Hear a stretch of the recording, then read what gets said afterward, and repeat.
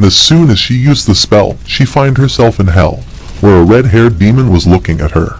Vinsai quickly cancelled the spell, and her consciousness returned to her. Suddenly, she saw a shadow of someone outside their door. The door opened, and a man in a cloak came inside. The man was none other than Merlin, who asked Vinsai about the key. Vinsai tells Merlin that the key can open the entrance to hell. Merlin was disappointed, as the key is not for the treasure. Vinsai then advises Merlin to give the key to the royal family or the Holy See. But Merlin tells her that Alice was captured by people from the former realm, so he needs the key to free her. Vinsai thought that Merlin's love for Alice is starting to show, so she handed the key to him. Merlin thanked her for the key while thinking that he will not pay the debt alone. Vinsai suggests Merlin to not put up a front as a romantic hero and wait for the help to arrive. To which Merlin smiled and replied that he's not a hero, and romance isn't suitable for him. He just needs to bring Alice back so she can do the housework. At the same time, Alice had become friends with her inmate, and while they were talking about escaping, they heard someone's voice. Then the member of the 4 heroes came inside to collect the blood of the elf girl. Shirley cried and begged him to be merciful when Alice came in front to save her. But the man punched Alice and threw her away for interrupting. And before he could hurt Alice again, Shirley begged him to stop hurting Alice, as she's ready to give her blood to him. Frustrated, Alice only wished to be strong like Merlin. Copperfield drinks the blood and realized that even the elven blood can't maintain his body anymore. But Zoe tells him to not worry, as he is only one step away to become the new king of this era. Copperfield laughed, as once the army of hell will be released, the kingdom will be under his control once again. He then orders Zoe to handle the guests who just arrived. Outside the ruins, a knight informed his leader that they have arrived at the location. But before the knight's army could attack the place, someone attacked them. Then, the remnants of the 4 heroes, the brothers Zoe and Joey, appeared. The leader Sahadin then ordered the knights to attack them. After a while, all we see was the dead bodies of the knights, including the leader Sahadin. The only one left alive was the same knight from before, who muttered that they miscalculated the enemy's strength. At the same time, Zoe said that his wound is itching, so he's finally here. Merlin arrived and asked Zoe if he's there to welcome him. Without wasting any time, Zoe and Joey dashed toward Merlin. Merlin was attacked by thunder, but he was unharmed by it. Pissed, Merlin looked at Zoe and wondered where's the other one. Suddenly, he got attacked by Joey, who managed to steal Merlin's sword. Zoe laughed, as now that they took his weapon, Merlin won't be able to use his quick draw.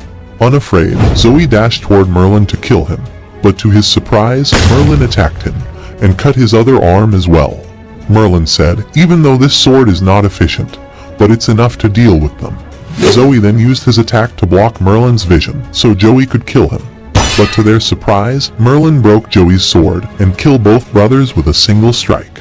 The knight was shocked, as even though his leader was killed in seconds, this swordsman was able to kill 2 saint ranks easily. Meanwhile, Copperfield realized that the key is near, as the gate of hell was resonating. At the same time, Alice was shouting at Copperfield for locking them above the lava. Shirley was crying and said that she should have listened to her father and never should have gone out without his permission.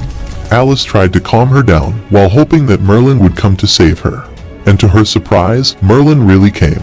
Merlin pointed his finger at Copperfield and asked if he's the leader of those corpses he just killed. Alice couldn't believe that Merlin really came to save her and thinks that Merlin likes her. But Merlin looked at Alice and called her a troublesome woman. And while the two are quarreling, Copperfield lowered the cage and asked Merlin to hand over the key to him. Merlin takes out the key and asks Copperfield if he's in contact with the apostles from hell. Shocked, Copperfield asked Merlin how he know about this, or did he make a deal with hell as well. Merlin smiled and replied that he rejected their proposal, as he, a demon king, would never stoop so low as to submit to hell. Copperfield asked if he's a demon king, then why is he interfering in human affairs? Merlin dodged the question and realized that Copperfield is already one of Satan's dogs. Copperfield shouted that Satan has promised him immortality, eternal youth, supreme power, and an invincible army. Alice shouted at Merlin and tell him to not give the key to Copperfield. But to her surprise, Merlin gave the key to Copperfield and tell him to do what he wants.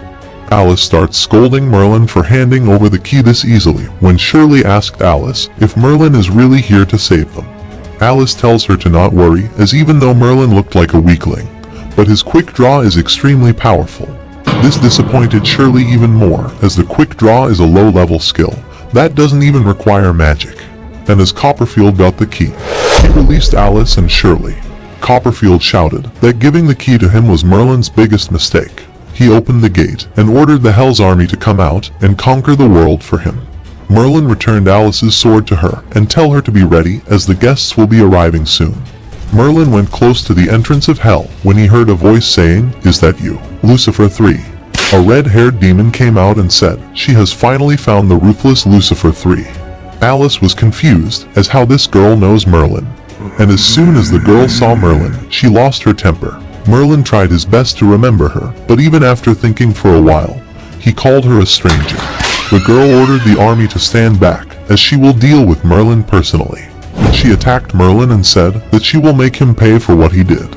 Copperfield shouted at the girl and said that he is the one who summoned her, so she should follow her commands.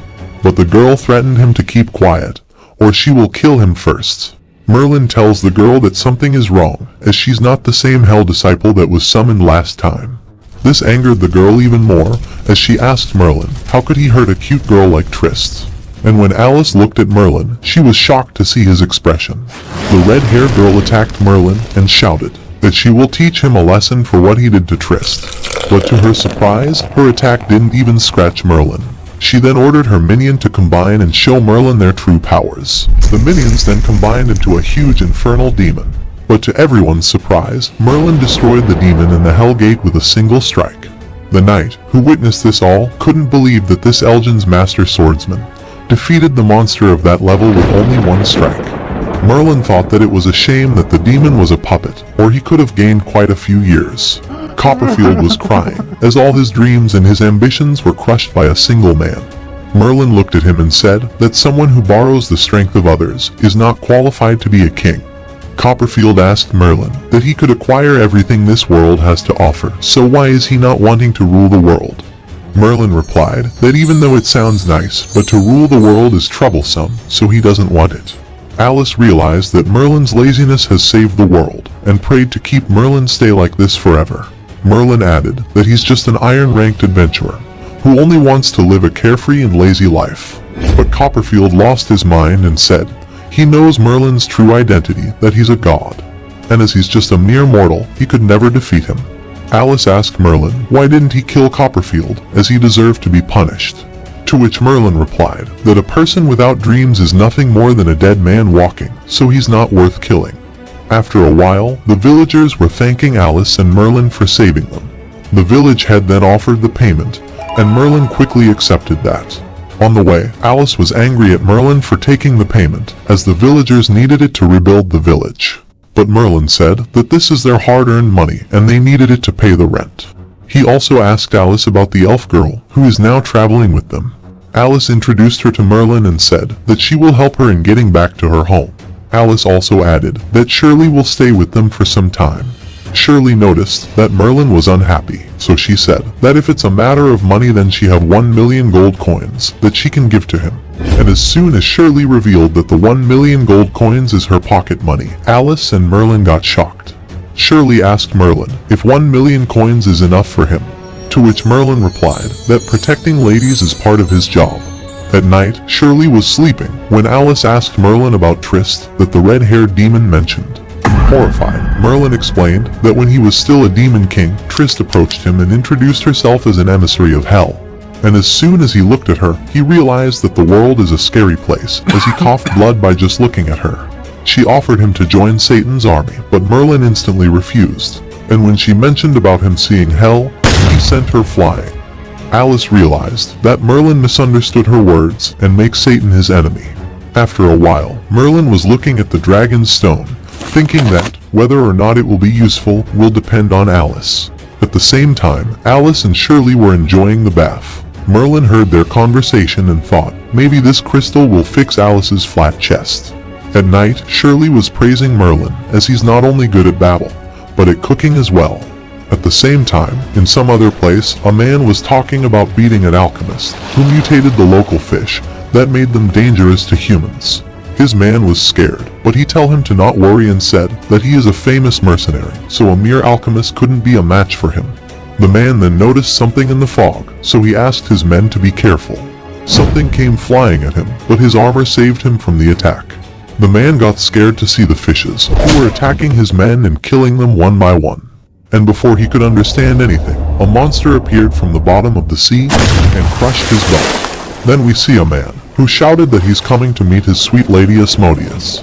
Back at home, Merlin tells Alice now that the elf girl is asleep, so he will show her big treasure.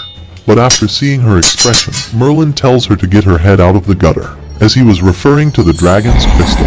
Alice was shocked and asked, from where did he get this? Merlin explained that he got this after killing Iceram, and now she can use this to ascend to saint rank easily. He explained that if they grind the crystal before using it, then she can acquire the dragon's power, without any change in her appearance. After a while, Merlin asked Alice if she is feeling any changes, as she acquired the dragon's power now. But Alice replied that she is not feeling anything, just the same as before. She said that the crystal must be a fake, but Merlin said he would never make a mistake like this. Later, Merlin was thinking about why the crystal didn't work on Alice when he saw her approaching. And as soon as he saw her, he gets shocked, as her chest is big now. But that person was Shirley, who asked Merlin to go with her as something is happening to Alice. Merlin went inside the room and noticed Alice covered with a freezing aura. Merlin realized that Alice is unable to control her newfound powers, so he asked Shirley to sleep on the couch, while he will fix Alice. He then went close to Alice and sleep next to her, and just like he thought, his anti-magic body managed to help Alice. Merlin was confused, as when Alice touched him, his heart rate go up. The next day, Alice opened her eyes and find Merlin next to her, who asked if she sleep well. Shirley ran upstairs after hearing a shout and find Alice on top of Merlin. Alice was crying and accused Merlin of taking her innocence and her purity. But Merlin tells her to calm down, as he's just helping her, because her body is unable to keep the dragon's power under control. He went close to Alice and explained that until she reached saint rank, they need to share the bed, or who knows what would happen to her. And after hearing his words, Alice knows that she's in deep trouble now. After a while, Alice was telling Merlin to help her in reaching the saint rank soon, as she doesn't want to rely on him any more than she has to. But Merlin insulted her and said that last night she hugged him quite a lot. And while Alice was telling Merlin to never mention what happened last night, Vincai and Rossetti came and greeted them. Vincai then tells Alice to treasure the relationship that she has with Merlin, as even though Merlin is an iron rank adventurer, he showed enough conviction beyond the higher ranks. After a while, they reach the waterfall, and Merlin tell her to try manifesting her aura. And that's it. Thank you so much for watching, and don't forget to like, subscribe,